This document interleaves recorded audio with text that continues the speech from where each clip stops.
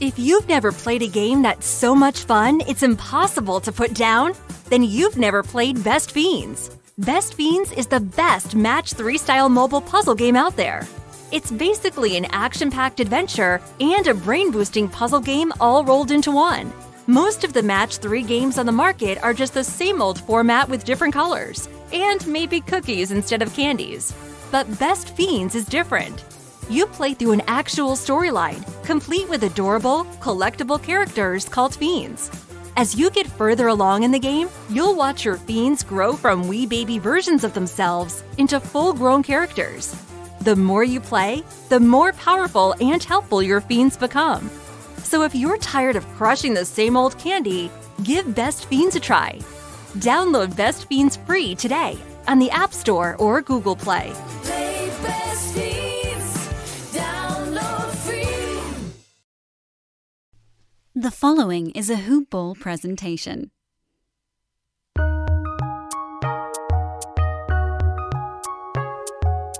Welcome to the Fantasy NBA Today podcast.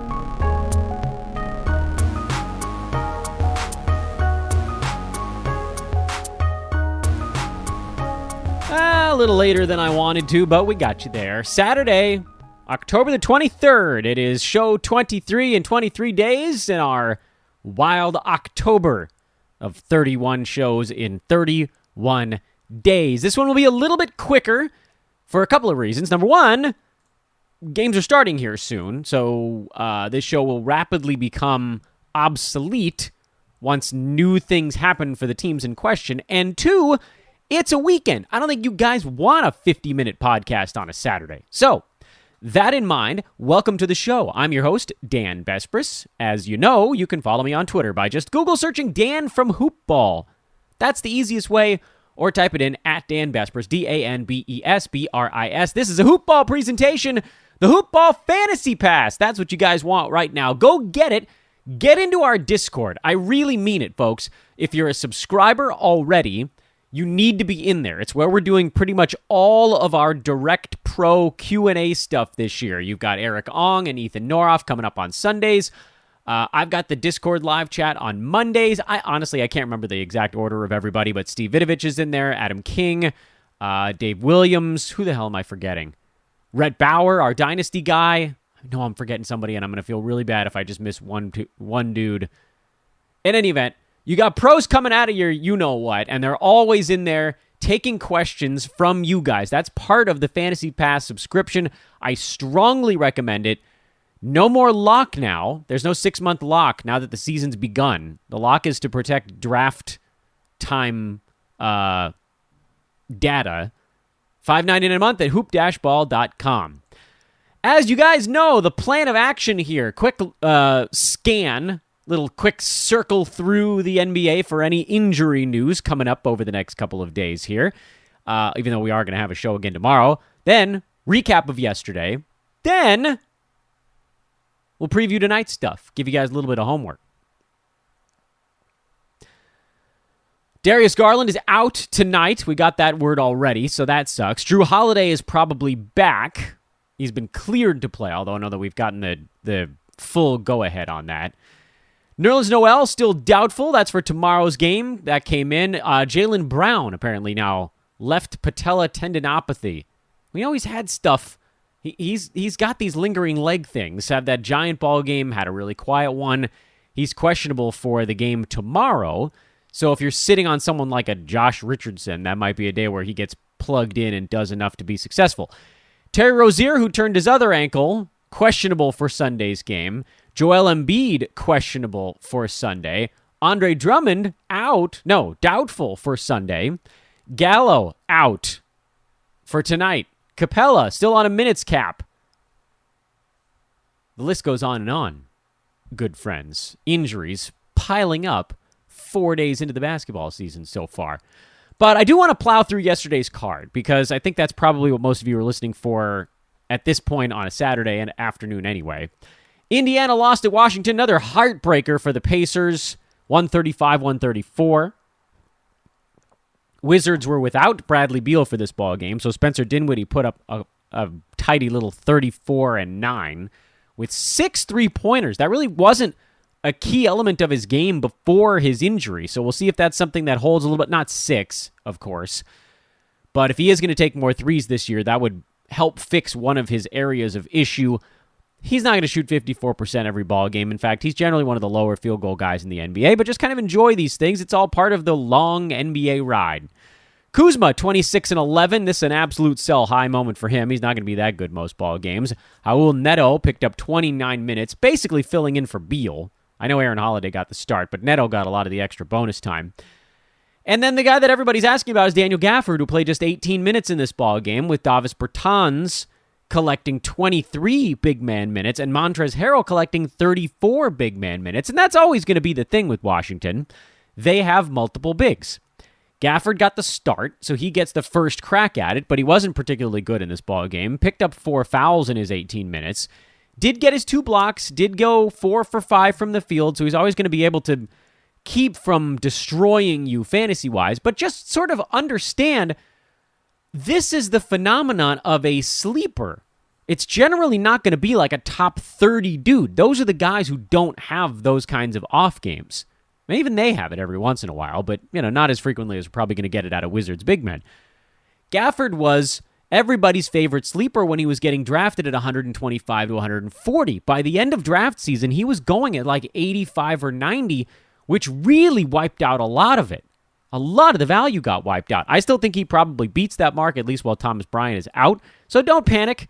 And if somebody else is super upset, try floating a top 100 type of low upside guy out there and see if somebody bites said guy maybe getting off to a quick start or something like that.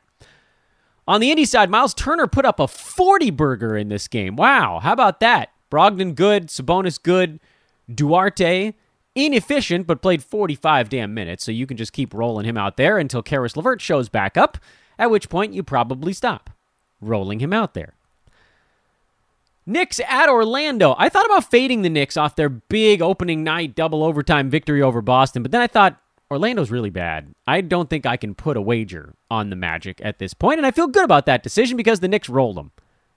Julius Randle was solid, efficient. He's got some help. People spreading the floor for him now, so perhaps that makes the offensive side a little easier, although, again, this one kind of a pastry of a matchup for him.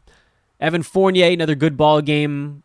I think he'll be quietly pretty good this year. Not great. He'll be Evan Fournier, as we talked about all draft season. And then Kemba Walker got off to a great start. He had 9 points in his first 7 minutes. Didn't need him, really, after that. Scored 2 the rest of the way. He'll ease into this thing. The ridiculously low assist number is going to come up. The target with him for me was always kind of top 75 per game, and maybe that's pushing it, but I think he gets close to it. If you haven't played Best Fiends, you're seriously missing out. Best Fiends isn't like other Match 3 style mobile puzzle games. It's an action-packed adventure and a brain-boosting puzzle game all rolled into one. You play through an actual storyline, watching your fiends become more powerful the more levels you beat. So if you're tired of crushing the same old candy, give Best Fiends a try. Download Best Fiends free today on the App Store or Google Play. Play Best Fiends. Download free. And Mitchell Robinson will be fine. He had 5 fouls in 28 minutes. They didn't need him late. On the Orlando side, we did get a little bit of information on the Magic. First of all, we still have no idea what's going on with Jonathan Isaac. That's annoying. We don't really know what's going on with Chuma Okeke, although I think there's an expectation that he's back here pretty soon. At which point, Franz Wagner probably moves to the bench, I would assume. So I'm not racing out to pick him up because Okeke's breathing down his neck. And Chuma's going to get starters minutes once he's ready. Because the fact, looking at this team right now, there's no one behind Wagner. He's it at small forward. Jalen Suggs was better, had 14, 7, and 8, and 2 steals, did not hit a three-pointer, basically didn't hit field goals in this game. I think he went 4 for 17, 6 for 6 at the free throw line, though. The thing about this Magic team is that the guards in general are really well suited for points leagues. Cole Anthony, what did he go? 3 for 14 from the field in this ball game. So there's this efficiency stuff going on. And then with Suggs, we need more information on how much floor spacing he's going to do. I got to think he'll hit more than 0 3-pointers in most ball games. But in terms of Roto right now, he's a tough guy to drop into a lineup. I will say, based on what they've got on the floor right now, maybe he hits 9 cat value before things get jammed up. But here's the thing, though. They've been keeping Gary Harris out because, he's a veteran. Markelle Fultz is expected back from his ACL tear within probably the next 6 to 8 weeks, I'd assume. I don't know what the hell the deal is with Michael Carter-Williams. I just assume he's not playing, but he might also squeeze himself back into the mix. All of this stuff is going to make life harder on the other guards. So the question becomes with a guy like Suggs, can he get his efficiency stuff in line before Markelle Fultz, in particular Markelle, before he gets back and everybody gets wedged out by 25 minutes? Is Suggs going to play this year? Yeah, I mean, he's their pick. He was their top guy this offseason, so they're going to want to get him out there. But he's not going to have the kind of 30 usage carte blanche stuff that's going on right now when I would argue, I think I can argue this without having to fight very much, that the Magic's 3 best players are currently out. Fultz, Okeke, and Jonathan Isaac. Probably not in that order. Isaac, probably the team's best player. Fultz, probably number 2 when he gets right. Okeke, I mean, you could definitely make an argument that Okeke's in there bunched up with a Mo Bamba, Wendell Carter Jr., Jalen Suggs, whatever, those guys. Fine, put them all in the same bucket. Either way, Jonathan Isaac is definitely better than these guys, and I would argue Markelle Fultz is probably better than these guys. For fantasy purposes, Wendell Carter Jr. and Mo Bamba are sharing the floor for 30 minutes a game, which, you guys know me, I'm not a big Wendell Carter Jr. fantasy guy, as evidenced by the fact that he doesn't get that many defensive stats. It seems like he should, but he doesn't really. He had a steal and a block in this one, that's fine. Double-doubled with 4 assists, that was good too. This was a good ball game for him. But certainly between those 2 big men, Bamba's the guy. 15 and 10, 3 threes and 2 blocks, and 6 out of 9 shooting. That's a terrific fantasy line for Mo. As they get healthy again, Okeke comes back, Isaac comes back. That pushes the big men into the same bucket because Jonathan Isaac is going to probably play a bunch of power forward. Okeke's going to play a bunch of small forward. They could potentially each play at the other one's position. Neither one really belongs at center, which means Bamba, Wendell Carter Jr., those guys probably end up splitting the 48 center minutes. Maybe Wendell still gets a couple at power forward at that point, but this is why I'm low on Wendell Carter Jr. To me, his fantasy value right now is kind of a ticking time bomb. When the team gets right and he gets pushed into more of a timeshare, then there just won't be enough minutes for him to get there. Would I stash Markelle Fultz in 9-cat? Nope. He hasn't shown that he has that fantasy game yet. Okeke, maybe. Mostly because he's back so soon. You could stick him on your team for a couple of ball games, just see what it looks like. I don't think the ceiling is that high for him, but look how bad this team is. Anything is possible. So with that in mind, you probably just grab him and say, if you're in a hyper-competitive league where you're looking for something, anything, he could be that something, anything if he shows up and is like, you know what, I'm going to take like 14 shots a game this year. Probably not going to happen, but the steals, the threes, some scoring, a little bit of rebounding, there's a universe where it's not a total mess. Charlotte beat Cleveland 123-112. Miles Bridges, big one, 30 and 7 with 3 steals. Nice to see him keeping the confidence. That was my big worry during draft season. It's why I dodged him, because I was just like, look, I don't know if we're going to get confident Miles Bridges from the second half last year when everybody was hurt, or if we're going to get Miles Bridges that just sort of fits in. But 24 shots in this ball game, I think that gives us our answer. No Terry Rozier after the first half, basically. I think he got hurt in the third quarter. He didn't look good, and then he turned his other ankle. I'm guessing he probably misses another ball game, which means you could probably stream Kelly Oubre for a game if you really wanted to. He got hot in this one. His game is usually more versatile than this, but for the fact that Charlotte really has all the ball handlers they need in LaMelo Ball and Gordon Hayward. And then generally Terry Rozier, and then in this ball game, Ish Smith kind of filled on. So with Oubre as more of just a scorer, it limits the fantasy appeal. We wanted him rebounding, getting steals, getting blocks. I don't know. To me, it's probably not worth our energy to go stream him for a couple of games, but I get it. Early in the year, short week, all that stuff, squeeze what you can out of it. LaMelo Ball had some foul trouble in the first half. It's hard to tell because he finished with 3 fouls. He didn't have any in the second half, but he only played about 12 minutes in the first half. So he was on pace for more like 30 to 32, but for missing whatever it is, 3-4 minutes of first half action. Still had a strong game, 5 steals, 8 of 12 shooting. This is his first 2 games, I think, are everything you could have possibly hoped for because the efficiency stuff hasn't really cropped up yet. Will it? Probably. I don't know. Maybe not. Maybe he just solved the NBA in the offseason. There's always a possibility of that. Sure looks like it so far. But again, limited sample size. And Cleveland is a very bad basketball team. Gordon Hayward still just quietly doing his thing. The issue, I think, with Charlotte right now comes at the center spot. P.J. Washington and Mason Plumlee basically split the center minutes in this ballgame. Jalen McDaniels picked up about $1.50 there. But Plumlee, 7-14 in 22 minutes. P.J. Washington, 8-5-3 in 24 minutes. That's bad for both of them. Game 1, you saw a lot of Plumlee because of Domantas Sabonis on the other side. Here, you got a split because Jarrett Allen doesn't inspire interior defensive fear in quite the same way, although you did still need Plumlee's ability to rebound. I mean, I guess there's a way you could sort of have P.J. Washington or Plumlee and get cute with them based on who Charlotte's playing on a given night. But it's looking more and more like neither might have fantasy value. And that's annoying and sucks for those of you that drafted P.J. Washington in the 70s. I feel very fortunate I didn't. He was one of those guys where he was low on my board, and many people came on this show and tried to kind of talk me into PJ. I never came around on him. I'm pissed because I did on a couple other guys that aren't really that special so far, and maybe we'll come across a few as we go through this box. But anyway, Cleveland side, Colin Sexton had 33 and 4, just 1 assist. I got in trouble on Twitter last night because I mentioned that he wasn't a terrific passer, and people were like, he passed a ton in this game.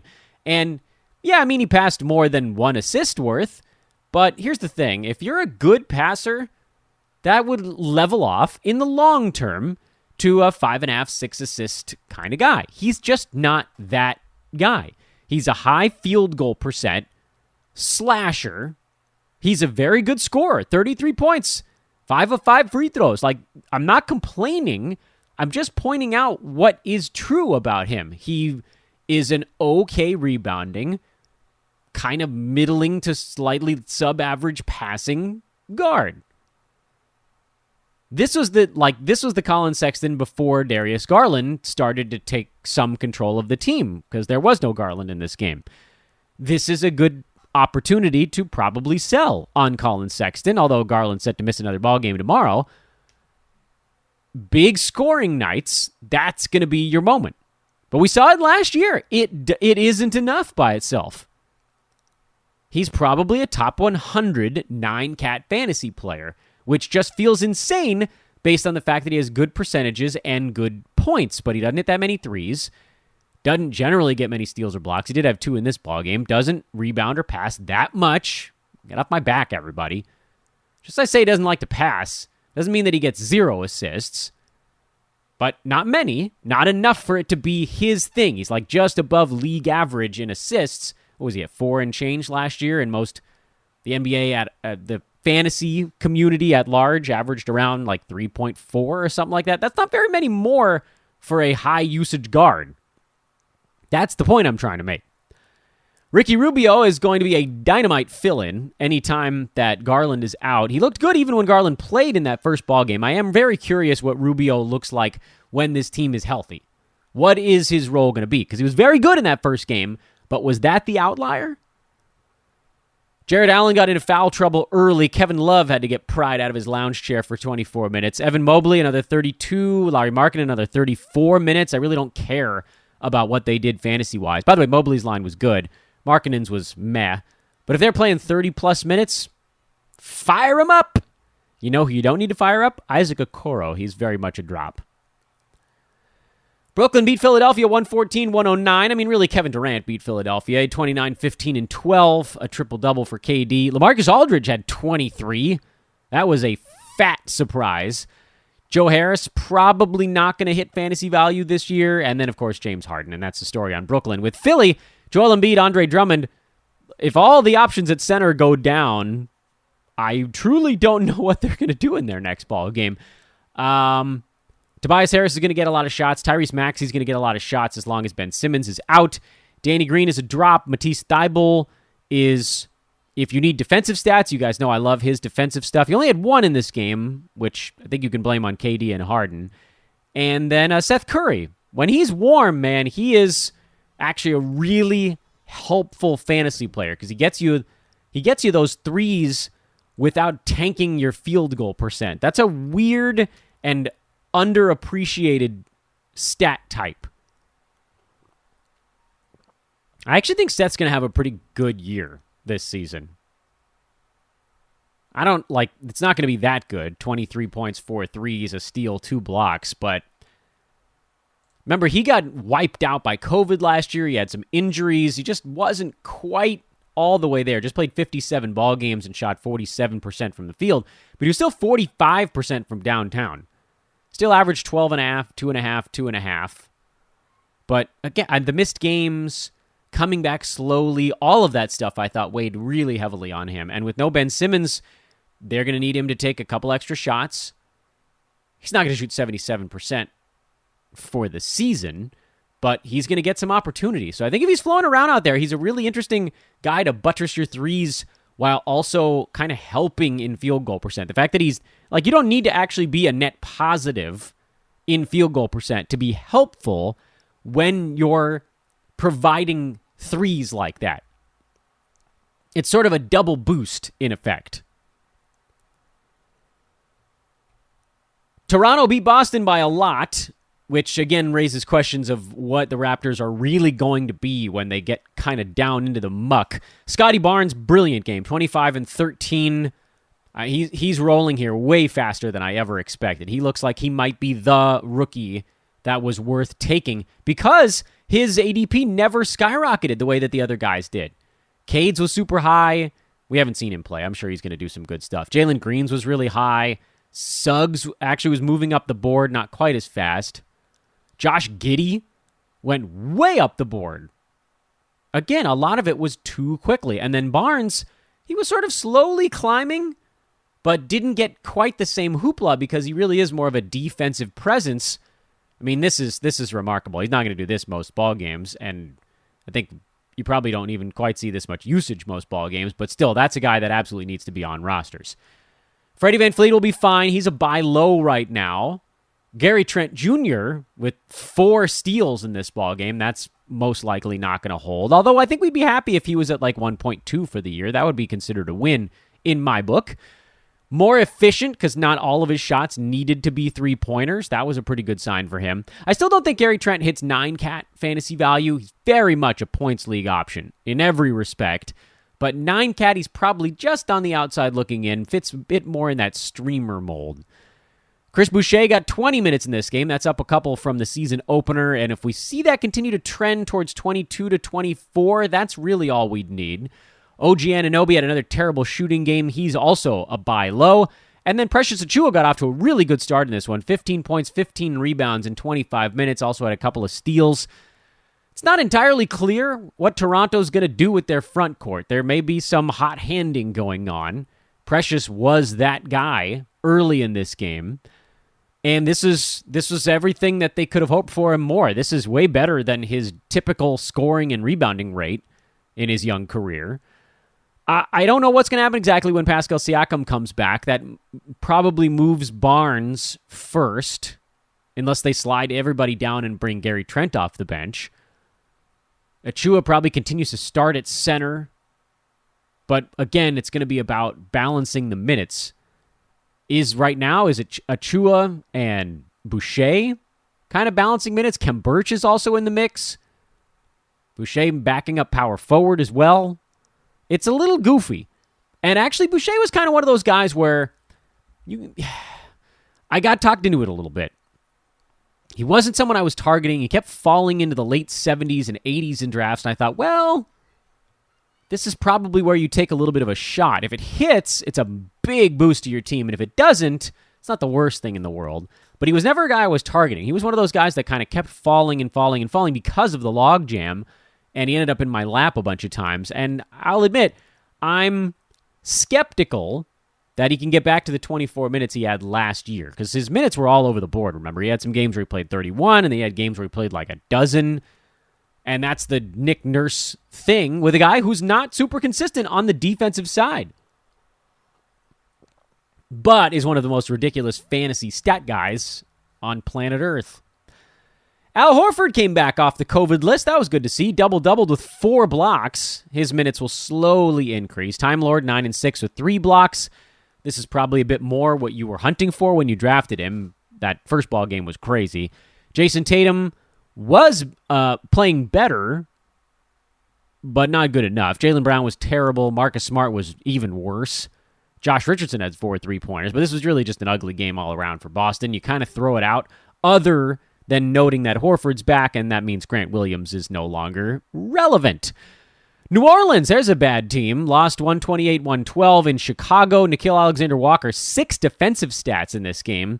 So far, we haven't seen any of the inefficiency stuff that worried me the most about him. I do think it ultimately does come back into play, but he should have pretty much all that he can handle right now. Devontae Graham, Brandon Ingram, JV, Nickeil Alexander-Walker, those 4 guys are going to be taking all of the shots for this team. And so that should be enough for Nas fantasy value. And then the question becomes, what happens when Josh Hart and Zion come back? How does that squeeze the team? JV will lose some playing time, most likely. I don't think they really wanted him playing 33 minutes, but it's not enough to worry me. I love Valanciunas' fantasy game. Devontae Graham probably loses a couple of shots in this mix, but then Nickeil Alexander-Walker, I mean, he's the guy right now that's kind of Josh Hart parallels him on the floor. They're both shooting guards, basically, and that just creates a little bit of a cluster. Do they want to continue to develop him? Will he have plenty of role on this team? Yes. The answer to that is a firm yes. But the inefficiencies continue to scare me, and I think this is probably a sell high, if anything, although I don't know how much you could get at that point anyway. Lonzo Ball, triple-double, 17, 10, and 10. Zach LaVine, big game. Vooch didn't need to shoot very much, but he did it everywhere else. DeMar DeRozan had 26. Everything going according to plan for Chicago against a very bad New Orleans team that still doesn't know how to play defense. I will say that Patrick Williams continues to be the guy that everybody was trying to sell me on Chicago, and I kept looking at it like, what's left? He doesn't rebound that much. He doesn't get defensive stats all that much, so what's left? That one I don't know. I didn't draft him anywhere. I'm hoping someone can still kind of talk me into it, but I don't see it. And that's okay. I mean, if you took him in your 15th round pick anyway. Hey, speaking of terrible teams, I don't know that anybody's worse than OKC right now. The Thunder just got blown out by 33 by probably one of the other worst teams in the NBA, and that's Houston. And I think the Thunder are going to be just a feeding ground for teams all season long, or at least that's what it looks like right now, because Christian Wood had 29 and 14 on only 18 shots. Kevin Porter had 20 and 9. Jayshawn Tate, 16, 14, and 6. Eric freaking Gordon had 22 in this ball game. Yeah, life was good. In terms of OKC, they continue to be a club that I completely avoided going into this year. I took Derek Favors with my last round pick in a couple of spots. I've already dropped him because as soon as the word came out that he wasn't ready basically to start the year, there was no point in messing around with that. Lou Dort still can't shoot. Darius Bazley still can't really shoot. Shea can shoot, but he has no help, so teams can just key in on one guy. And Josh Giddey, everybody went...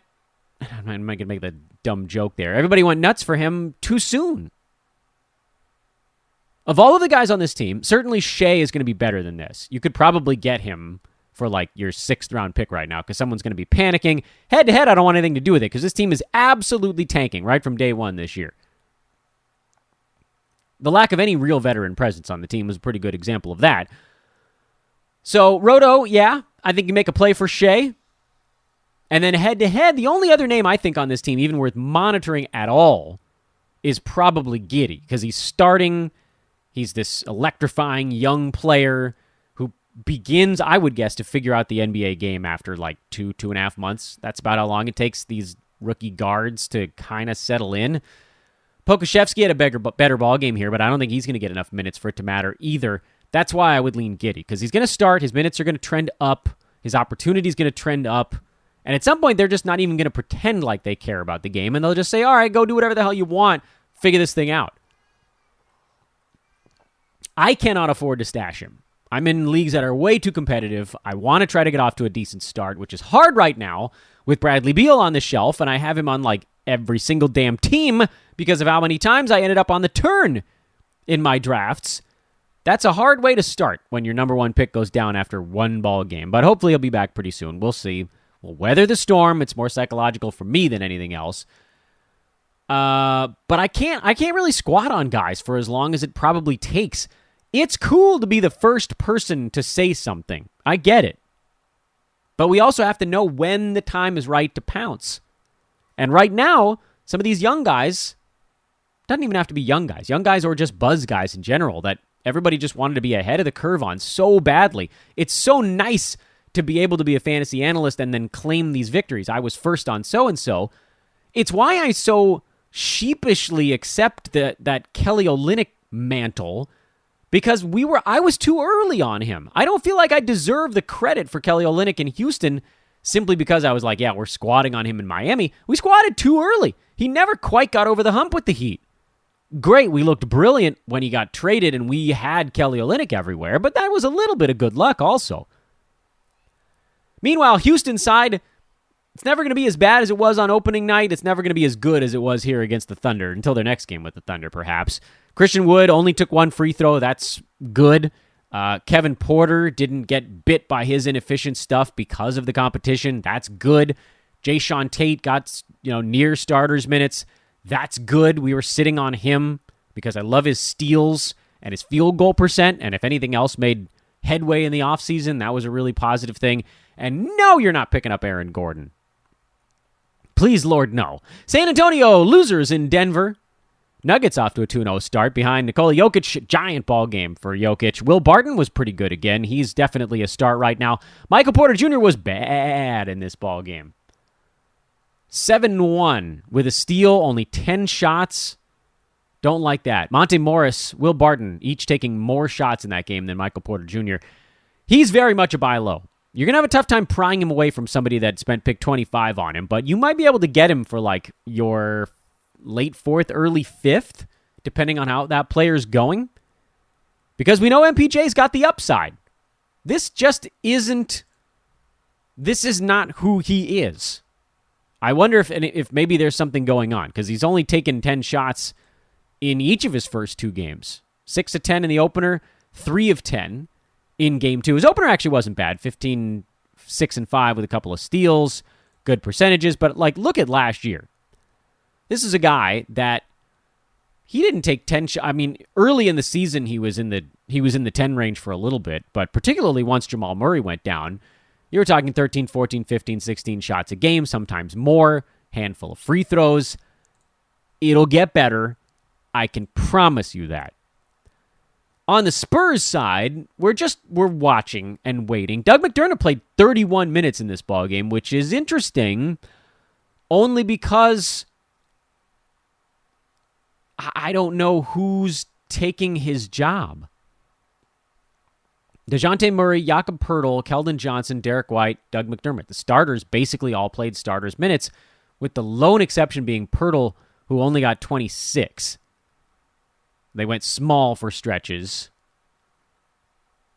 Not that brief. Lonnie Walker played 20 minutes again. Devin Vassell played 20 minutes again. I think anybody on those two guys is probably... Well, Walker doesn't have much of a fantasy game. Vassell will, probably, but again, it's too soon. Derek White was a guy we targeted in fantasy drafts pretty much everywhere. I kept calling him the... Everyone's like, I think what I said in fantasy draft time was everybody's talking about DeJounte Murray. Derek White's going 2 rounds later, and he might beat him this year. Probably won't. Murray probably wins that head-to-head, but look at this. Derek White, 2 threes, 2 steals, 2 blocks, 8 assists, and the field goal percent wasn't even all that great. Keldon Johnson had 27 points, but we also saw the problems with Keldon, which is only 4 rebounds. I mean, that's really your power forward on that team. 3 steals is not sustainable for him. We saw last year he's not a defensive stat guy. He's a points leaguer. I am interested in Doug McDermott, though. The fact that he only took 6 shots was a pretty big downer. But we saw when he got big-time minutes in Indiana last year, he was a pretty useful threes and high percentages guy. which we just talked about with Seth Curry. McDermott probably rebounds a little bit better, just a bigger dude. I'm not racing not to pick him up, don't get me wrong here, but I have one eye on him. Utah-Sacramento was a game without much in the way of surprises. Rudy Gobert, 17 and 20. I still don't really know how I became the Rudy Gobert guy in draft season this year. I just felt like he wasn't getting any respect, despite doing the same easy, simple stuff year over year. He's number 34, by the way, after 2 ball games, but the rebounds are nuts. He hasn't even blocked any shots yet. And he's making his free throws, although that, friends, that will come down. Don't get used to it. Royce O'Neal, don't care. Mike Conley's Mike Conley. Donovan Mitchell's Donovan Mitchell. Bojan Bogdanovic, probably streamer level. Joe Ingles got ejected from this ballgame, so that meant a little bit more, probably Bojan more than anything else. Jordan Clarkson, maybe. I don't know. Like, he took a ton of shots. That's his shtick. Sacramento, Davion Mitchell, I've had some questions about him. He's a really good defender, but he's not a part of almost anything Sacramento's going to do on offense. So you saw it in this ballgame. 4 steals, but pretty much nothing else. So I'll pass for now. And there's no guarantee with him coming off the bench. He's actually going to get consistent minutes. A lot of things to like about the Kings so far. Tyrese Halliburton with a bounce-back game. Efficient fantasy line. 15, 3, 6, 3 steals, a block, good shooting. Harrison Barnes, 15 rebounds. Hello, first-round pick Harrison Barnes through the first week of the season. You know what's funny is I don't even know what you could get for him right now, but whatever it is, you should try to do it. See if you can go get somebody's like late 5th, early 6th round pick for Harrison, because this is not going to keep up all season long. I'm sure of it.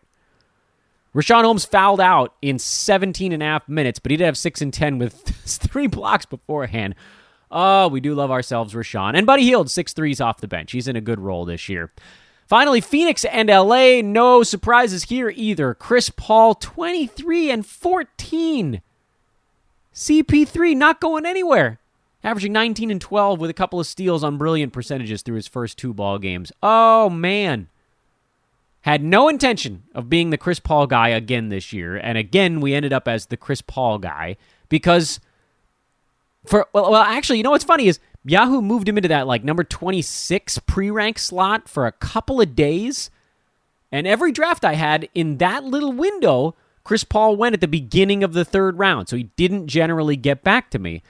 Every other draft I did, remember early on, his Yahoo pre-rank was like 34, 35, so he always got back to me in the 3rd. And then at the very end of draft season, those last 2.5 days, remember Yahoo made that last adjustment? They moved him back to 29, so I was able to get him early 3rd again there, even kind of into the mid-3rd. So I ended up with a couple of Chris Pauls. Love it. Love it. I was happy he fell to me. The place where I have him and Nikola Jokic on the same team, that one's in decent shape for assists and percentages so far. Mikal Bridges bounced back. He's going to be great. DeAndre Ayton's going to be fine. Devin Booker is going to be overdrafted like always, and you guys know the story with Phoenix.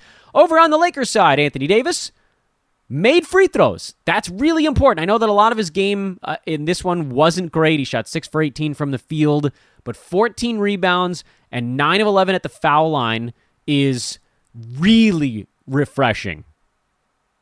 That's like ultra deep sigh or deep breath, I guess, after that horrible free throw shooting opener and just bad free throw shooting all of last year and even in the preseason.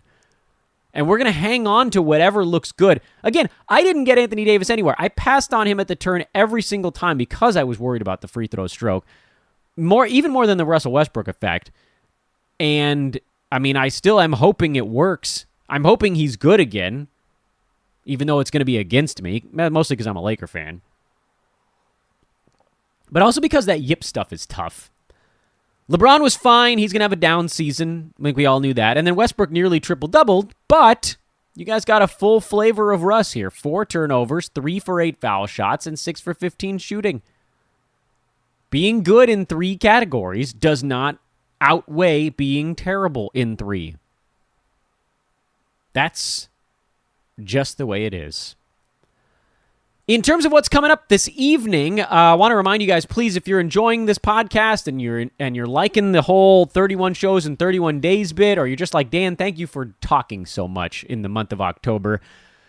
Please take a moment to rate and review the podcast. If you want to drop a 5-star review, if you want to write something that's delightful as well, you don't have to.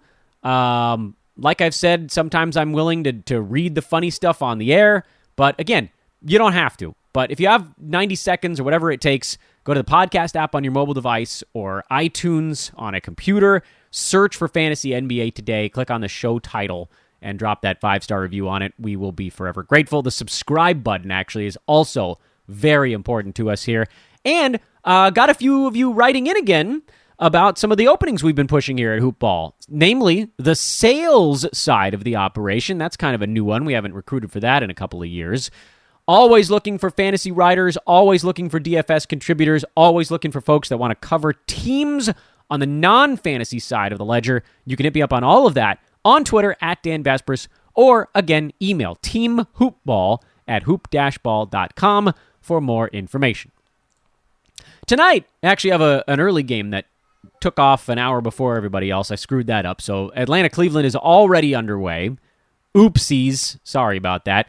Again, no Darius Garland for another ball game. I think they're hoping to have him back by the next one, which means you should get a pretty steady dose of Ricky Rubio, presumably a pretty steady dose of Colin Sexton, although I guess he's off to a slow start. They're only 7.5 minutes in. On the Atlanta side, we're paying attention to who gets the minutes. Bogdanovic in early foul trouble. That's going to throw a wrench into our plans already. DeAndre Hunter looks like he's pretty safely locked in as well. Other games for tonight. By the way, Atlanta, Cleveland kind of squeezes in there as a potential homework assignment. Miami, Indiana, not much homework to do there as far as I'm concerned. Dallas, Toronto, yes, that is on your list. Please watch that ball game, or as much of it as you can handle. Dallas looking to bounce back after a really ugly opener. We know Luka, we know KP. Those guys will be fine. Can anyone else get on the board? Believe it or not, I think Dorian Finney-Smith probably finishes as the third-ranked fantasy dude on that team, even ahead of Tim Hardaway Jr. Toronto, how do they split the center minutes? What's Gary Trent Jr. actually going to be? Game by game, we sort of figure this thing out. Scotty Barnes. There's a lot of storylines with the Raps. Pelicans stink, but they're in Minnesota for what should be a pretty fun, high-scoring ball game. I think that's the highest total on the board. No, Phoenix-Portland actually by a half point. It's going to be high-scoring, though. Minnesota, we understand already. Pelicans, I think we have a pretty good idea of what's going on out there, but game to game, it's all about who actually makes the bucket. Chicago, yeah, I mean, they've isolated their fantasy value into stars. Detroit, still no Cade. This is actually a rematch game, by the way. Chicago just beat Detroit in Detroit by 6 points. Pistons were 5-point underdogs. I'm actually surprised this line only moved from 5 to 8. I guess Chicago played, yeah, there's a back-to-back going on for the Bulls. So it would have gone from 5 to 10, which I guess is fine. Slightly into the Detroit side, although I guess I just don't know if they have the firepower to keep up. We'll keep an eye on Isaiah Stewart and Kelly Olynyk. That's kind of the only storyline with the Pistons while Cade is still out. Milwaukee expecting to get Drew Holiday back. That should bring them, they should be fine. I don't know why they just didn't show up for that Heat game. Wink, wink, nod, nod, South Beach, even in a tail end of a pandemic. Spurs, I don't know, man. I don't think Doug McDermott really has the fantasy value to support it, but he got starters minutes, so you have to at least pay attention to it. And then with Milwaukee, it sounds like Brook Lopez is still out. My guess is they'll just go to Giannis at center quite a bit. They have a center whose name I simply can't pronounce, so I'm not even going to try. That he'll probably get about 18 minutes there also. Phoenix on the back-to-back in Portland. This is a pretty tough one, flying from L.A. up to Oregon. Guessing they got in pretty late last night, although they didn't. The Lakers fought them, so Phoenix did have to play to the end. This is a good opportunity for Portland to try to kind of steal one from a better team. We're watching Larry Nance Jr. That's pretty much it on the Portland side. Norm Powell, slow first game, opportunity for maybe a buy low here if he has another one that's not as good. Memphis and the Clippers, that's your other homework assignment, folks. Dallas, Toronto, and Memphis and LA. I got them 3 hours apart, so you got plenty of time to watch one and then watch the other. Although I admit I'm going to be watching a little bit of baseball playoffs in there. Memphis, DeAnthony Melton, Desmond Bane, Steven Adams, Slow-Mo, who didn't play as many minutes. All these names to watch. Clippers, Reggie Jackson, Eric Bledsoe, Terrence Mann, Nick Batum when he gets back, Marcus Morris. These two teams are probably in my 4 most interesting fantasy teams to watch right now, because so many clubs, and this is weird for this year, so many clubs are pretty much set. And we knew it. It's weird, man. Like I said yesterday, we've kind of hit terminal velocity on fantasy knowledge going into a season where there are just very few surprises. There are a couple of teams where you look at them, you're like, okay, that's a thing that could be interesting. That's a team that could be interesting. And that's an angle that could be interesting. And then you just watch them for 2 or 3 games, and then we know. The ebb and flow, the waves of fantasy pieces of information that come during a season really concentrated right now in just a couple of spots. And those 2 games I mentioned, Dallas, Toronto, and Memphis, LAC, I should say, that's it. Those 4 teams are probably the main 4. 1 or 2 other ones trickling in, but that's the big stuff. So pay attention to those games.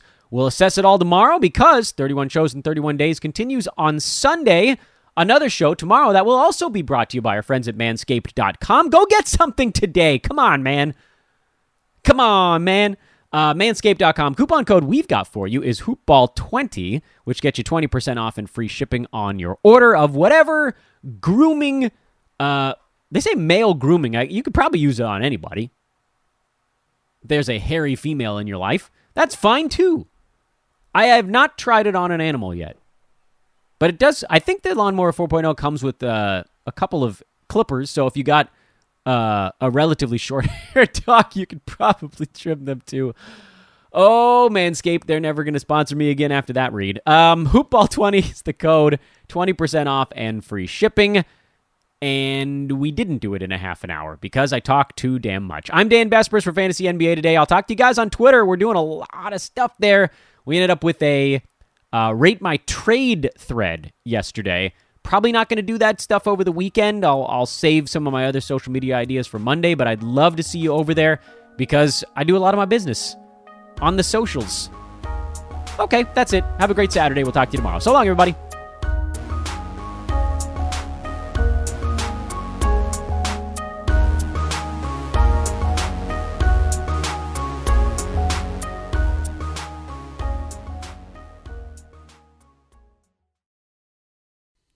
This has been a Hoop Ball presentation.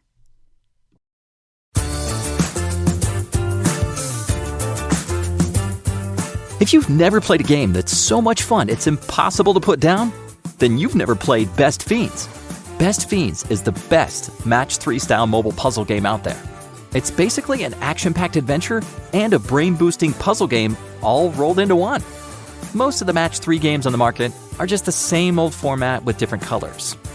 And maybe cookies instead of candies. But Best Fiends is different. You play through an actual storyline, complete with adorable collectible characters called Fiends. As you get further along in the game, you'll watch your Fiends grow from wee baby versions of themselves into full-grown characters. The more you play, the more powerful and helpful your Fiends become. So if you're tired of crushing the same old candy, give Best Fiends a try. Download Best Fiends free today on the App Store or Google Play.